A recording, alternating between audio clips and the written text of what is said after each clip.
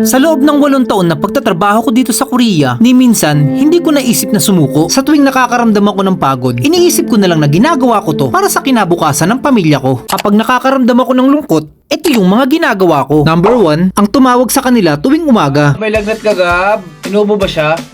Gab, inuubo si Gab-Gab? Oo nga, no? Oo nga naman ang Gab-Gab mo. Pero yan sakit. Pangalawa, ang magpalipad ng drone. Isang katangahan na naman, no? Pansin nyo kanina, pinapalipad natin yung drone. Medyo blurred kasi nga may takip. Pangalawa, hindi tama yung pagkaka-stabilize ng camera. Medyo tagilid. Alam nyo kung bakit? Sa likod pala ng camera, meron nito. Ang pangatlo ay kumain ng mag-isa. At ang pang-apat ay mag-vlog. Ano? Nandito na ako sa bahay. Grabe, ang lamig. Ito nyo, namumula. Nagsisimula ang buong araw ko sa alas 7 ng umaga. Good morning, guys. 7:11 na. So, ganitong oras ako gumigising. Gusto ko pa matulog. 5 minutes pa, 5 minutes. Siguro mga 5 minutes pa. Iglip muna ako, Sa umaga pa lang, pinapalakas ko na yung katawan ko para maikondisyon sa mahaba-habang trabaho. 1,000,001, 1,000,002, 1,003, 1,004, 1,005, 1,006. Tama na yan. Ang pinakatrabaho namin dito guys sa Korea o dito sa company namin is mag-assemble ng mga parts ng sasakyan. So ipapakita ko sa inyo yung mga ginagawa ko dito. Ngayong araw, 8 oras tayo magtatrabaho. So 4 yan dapat. Ay mali. Ito pala. Sunod natin to. Yan. So kailangan mailagay mo to 4 na to kasi kapag kulang mag-error siya.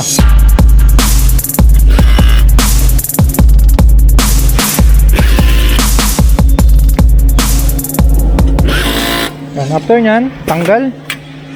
Lagay dito. So meron tayong 10 minutes break. So every break time kumakain ako ng tinapay at ng gatas. So ito yung iniinom ko para lumakas ako kasi meron pa tayong 5 oras para magtrabaho. So kain muna ako guys. Pudpud na yung tip natin, no? Papalitan na natin siya. Ito ipapalit natin. So papatayin lang natin yung tubig.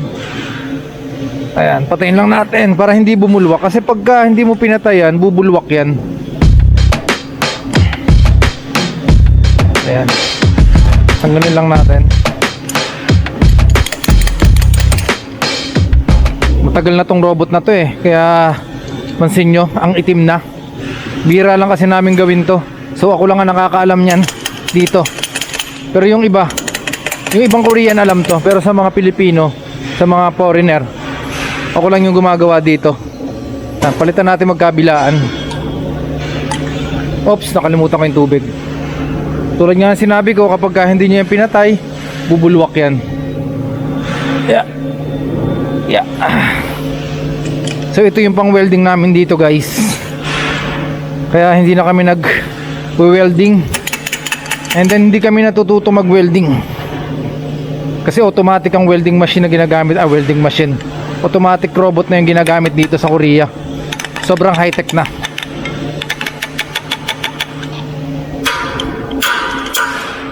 Pagdating sa pagkain, hindi naman kami pinapabayaan ng company. Libre naman ang umagahan, tanghalian at gabihan. Ngayon, kapag natapos na, sudong lang natin, reset, chunbi, chadong, chegidong, and then dressing. Ayan, gumalaw, diba? Ang galing! Isa sa mga paraan para tumagal ka sa isang trabaho, dapat marunong kang makisama.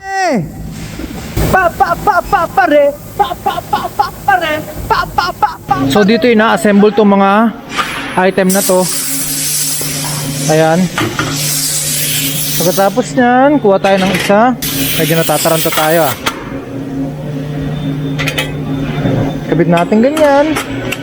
Ganito lang yung pag-assemble nyan. And then, bahala na si robot ang mag-spot nyan. Kabit natin. Kabit natin. Yan. Ganito lang yung trabaho ko, taga-pindot. Tapos bahala na dyan si robot ang mag-spot-spot. So hindi kami nag-i-spot dito. So tuwa nga lang kami. Ganyan lang. Kapag natapos na yan, doon na yun ilalagay. Taong 2016 nang dumating ako ng South Korea. 23 years old lang ako noon. Sa mura kong edad, naranasan ko agad ang hirap ng buhay. Hindi nating kasalanan maging mahirap. Pero pag namatay tayong mahirap, kasalanan natin yon. Iba-iba man tayo ng kapalaran sa buhay, isa lang ang mithiin natin, ang makatakas sa kahirapan.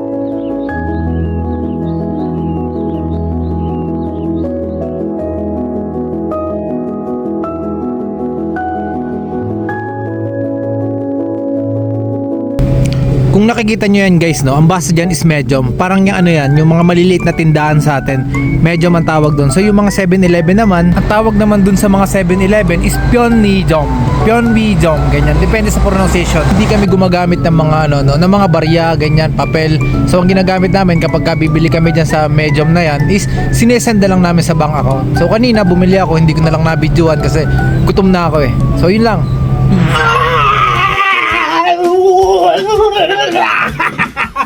Guys, I fucking passed the exam! Wow! Thank you God, thank you.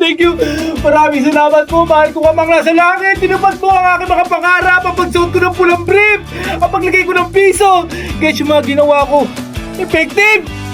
Woo! Thank you! Woo! Yeah! 147. Woo! Ha? 124? Yun lang, bad. Sad to say, ibagsak ang ating katrabaho.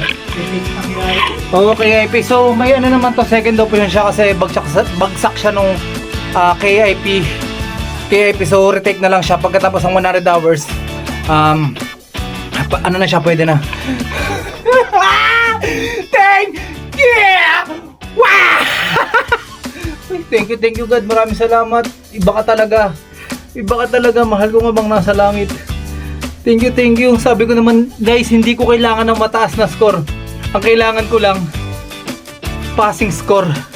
So, sobrang thank you God. Maraming salamat.